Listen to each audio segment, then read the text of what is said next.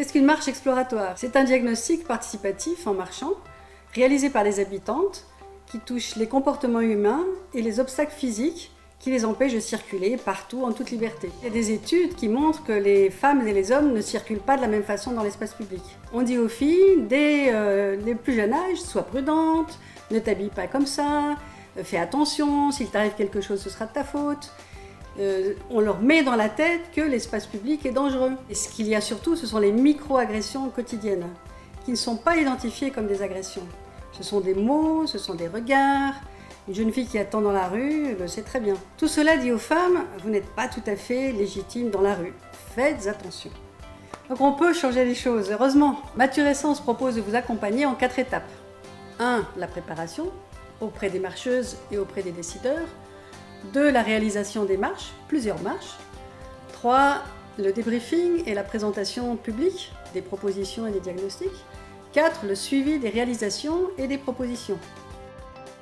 Il s'agit de sensibiliser les décideurs, les élus et les services techniques, de façon à ce qu'ils aient ensuite une oreille attentive aux propositions des marcheuses. Pour recruter les marcheuses, ça se fait au cours de réunions publiques qui sont ouvertes aux habitantes et aux associations qui ont été identifiées au préalable. Dans des ateliers que l'on appelle de cartographie sociale, elles vont ainsi délimiter le périmètre à explorer et commencer à échanger sur les problèmes qu'elles rencontrent au quotidien.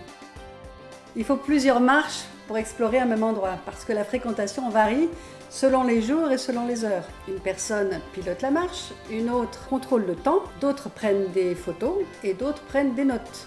Les marcheuses ont un outil principal, qui est un questionnaire, qui leur permet de faire des observations, mais aussi de faire des propositions. Lors d'une nouvelle réunion, elles rédigent leur rapport illustré et pour le présenter aux décideurs, elles reçoivent une formation à la prise de parole et à la négociation.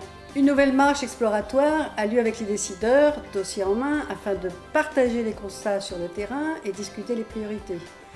L'engagement de la ville est très important à ce stade.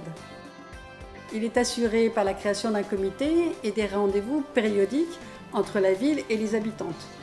Ainsi, elles pourront apprendre comment fonctionne une ville et les décideurs écouteront davantage les habitantes devenues expertes. On peut influencer les décisions, c'est ça le rôle des marches. C'est pour partager l'espace, parce que la mixité apporte du bien-être collectif et elle fait régresser les violences.